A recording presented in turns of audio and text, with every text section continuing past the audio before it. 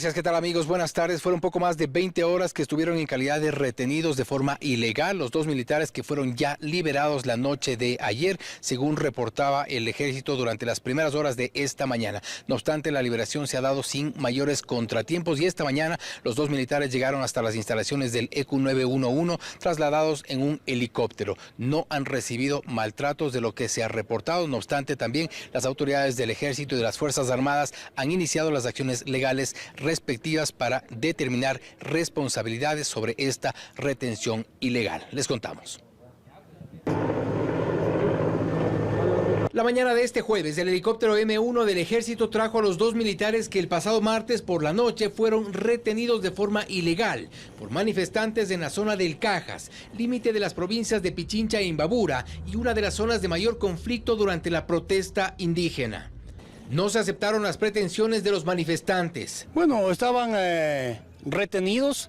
De lo que se conoce, se pretendía realizar un canje con aquellos detenidos que fueron, aprendidos por Fuerzas Armadas en los lugares en donde se estaban cerrando las vías de comunicación, las carreteras. ¿No se dio este canje? No, no se dio. Nelson Cuascota y Giovanni Corrales no reportan maltrato durante las horas que permanecieron en custodia de los manifestantes. No obstante, en Quito se prevé realizar un chequeo médico y confirmar su estado de salud. La liberación se dio también con la intervención del Consejo de la Cruz Roja Internacional. La ministra de Gobierno prefiere por ahora dar otro nombre a la llamada retención ilegal de los militares. Los dos militares que fueron secuestrados. La liberación se dio en Atuntaqui, pero no con ello se puso fin al hecho.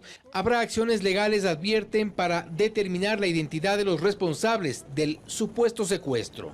Hemos puesto la denuncia correspondiente, se encuentra la denuncia en la Fiscalía de Otavalo y esperamos pues que siga el curso legal que tenga que seguir y que la justicia haga su papel. Y el resto es un tema judicial.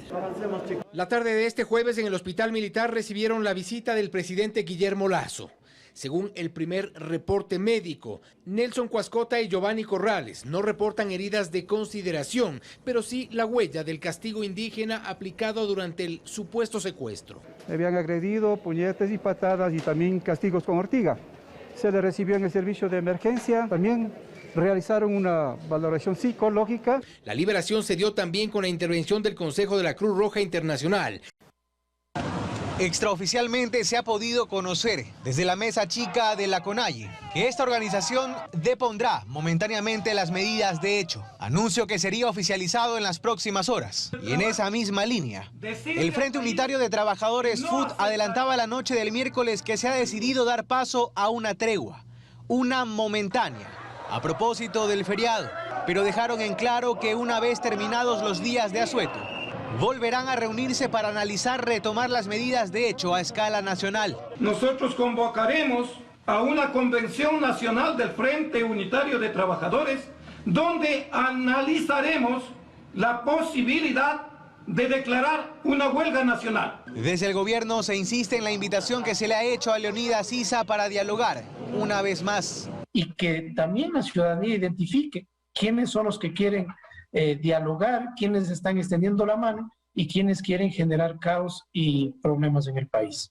Dice el viceministro de Gobierno Homero Castanier que esperan llegar a acuerdos. Hacer un trabajo conjunto, de recibir las propuestas y que también ellos analicen cuál es la situación actual. Recordemos, y en esto queremos ser claros, que los subsidios a los combustibles pagamos todos los ecuatorianos.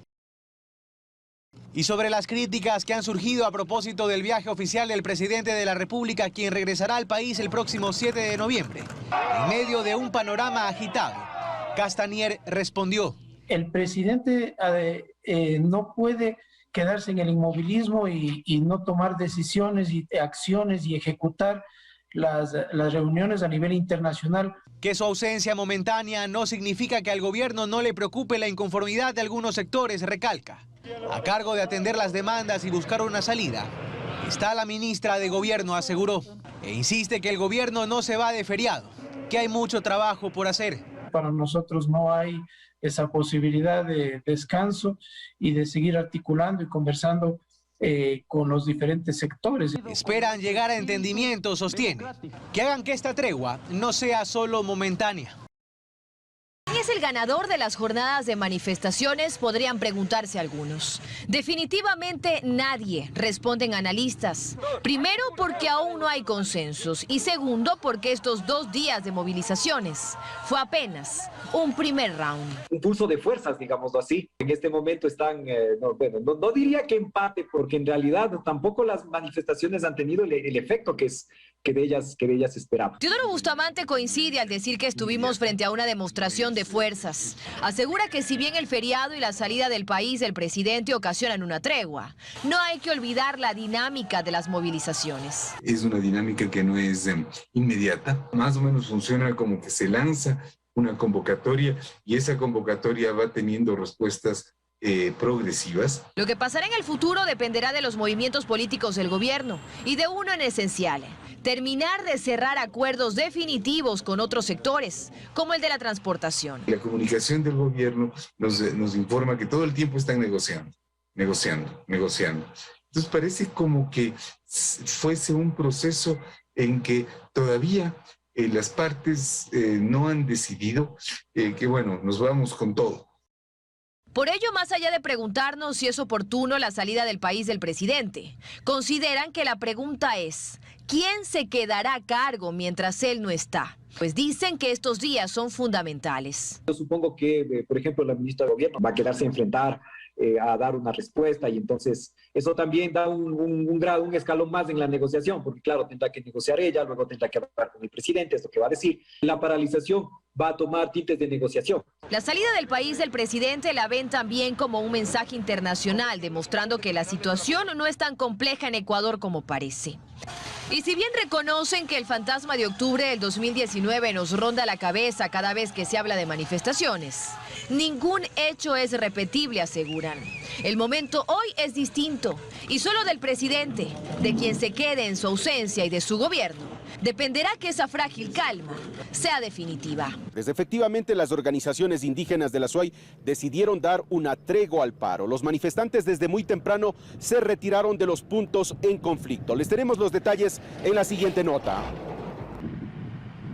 En Azuay decidieron hacer una pausa a las protestas y retirarse de los puntos que permanecieron bloqueados el martes y miércoles, tanto en la vía Cuenca-Loja en el kilómetro 24 y 33, al igual que de la vía Girón Pasaje en Santa Isabel. Aparte también obedece al tema de que el presidente de la República sale fuera del país por los efectos de las protestas. Advierten que luego del feriado volverán a las calles. Pero estaremos de manera simultánea a nivel nacional. No tenemos establecido todavía la fecha, pero de lo que sí es cierto, vamos a salir con más fuerza en los próximos días. Mientras tanto, la circulación vehicular de a poco se normaliza. No hay así presencia de manifestantes, nada de eso. Ahorita sí hay como circulas con normalidad. Está habilitado solo un carril nada más. Está con montículos de tierra. Sí, así es. Ya, pero hay presencia de manifestantes. No. La Policía Nacional, por su parte, realiza patrullajes constantes para garantizar la seguridad de los conductores. Actualmente ya no tenemos la presencia de manifestantes. Estamos en coordinación con las autoridades del cantón para que se nos facilite una maquinaria para poder proceder a la limpieza total de la vía. Donde todavía no hay consenso es en el transporte urbano de Cuenca, que por tercer día consecutivo volvieron a suspender el servicio de buses urbanos en toda la ciudad. El presidente Guillermo Lasso se apresta a cumplir su 5º viaje internacional y el primero a Europa en condición de presidente de la República. Partirá este jueves 28 de octubre hasta el 7 de noviembre, que estará de regreso al Ecuador. El objetivo principal del viaje será participar en la Conferencia de Naciones Unidas sobre el Cambio Climático, denominada COP26, que se realizará en la ciudad de Glasgow, Reino Unido, entre el 31 de octubre y el 12 de noviembre. Pero el presidente Lasso visitará el Reino Unido entre el 31 de octubre y el 3 de noviembre. El presidente tiene previsto pronunciar un discurso en el marco de esta conferencia mundial, en la que hará pública la posición del Ecuador en la lucha contra el cambio climático y las acciones que está tomando su gobierno en ese sentido. El mandatario viajará a Reino Unido con una comitiva que la integran la primera dama Lourdes Alcíbar, el canciller Mauricio Montalvo, el ministro de Ambiente Gustavo Manrique y 3 miembros de seguridad presidencial. En esta gira por Europa, el presidente Lasso también viajará a Madrid, España. Lo hará entre el 3 y el 7 de noviembre, donde realizará varias reuniones oficiales, reuniones con inversionistas y también tiene prevista una cita con el rey de España, Felipe VI. Incluso yo mismo decía, bueno, voy a perder mi trabajo, pero también no nos vamos a dejar intimidar. Pedro denuncia intimidación por parte de los directivos de la tortillería El Milagro, que se han molestado por las manifestaciones que han tenido los trabajadores exigiendo mejores condiciones laborales. Pues la gente que no tenía papeles iba a resultar afectada, pues ya sea perdiendo su trabajo o hasta siendo deportada. Por eso, con la ayuda de activistas, empleados del Milagro sometieron una queja ante la Junta Nacional de Relaciones Laborales en la cual se especifica esa supuesta intimidación, que podría haber consecuencias negativas debido a sus estatus de inmigración. Van a investigar a la reclama que se metió relacionado a esta intimidación, ¿verdad? Porque eso no se permite, no se debe hacer, así que ellos van a ver qué ocurrió. En un comunicado, la empresa El Milagro señaló que nunca han amenazado a sus empleados con su estatus de inmigración, ya que es en contra de sus valores y la acusación es una mentira. Sin embargo, los trabajadores se anotaron una victoria en una de las quejas que sometieron ante autoridades locales. Son horas clave para los demócratas en el Congreso mientras se espera una resolución a las largas negociaciones sobre el paquete de infraestructura y gasto social del presidente Biden. El acuerdo está al alcance, confió su líder en el Senado. Lo cierto es que en el camino, la propuesta original se ha adelgazado y perdido componentes clave como el Community College gratuito y apenas ayer la ausencia laboral pagada.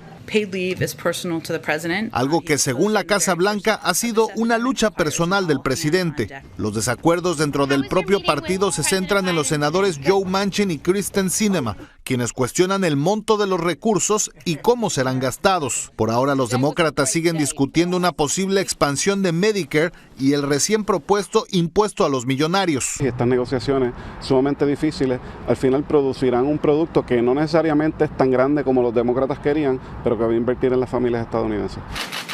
La mañana de este jueves, representantes demócratas se reúnen a puerta cerrada para discutir los avances. Versiones periodísticas indican que el presidente Biden podría visitarlos en el Capitolio, aunque la agenda oficial no lo confirma. Joe Biden atrasó su viaje a Europa y en una visita improvisada fue a presionar a los miembros de su propio partido en el Congreso. Salió cantando victoria. No one got everything they wanted, including me. But that's what compromise is. That's consensus.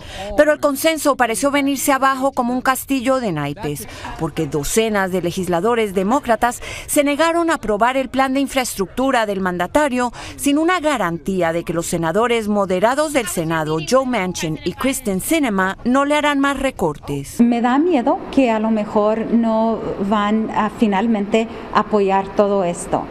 Además, en el tema migratorio reina la confusión. Según la Casa Blanca, el plan Biden incluye una inversión de $100,000 millones para reformar el sistema migratorio, reducir atrasos y hacer los procesos de asilo más eficientes y humanos.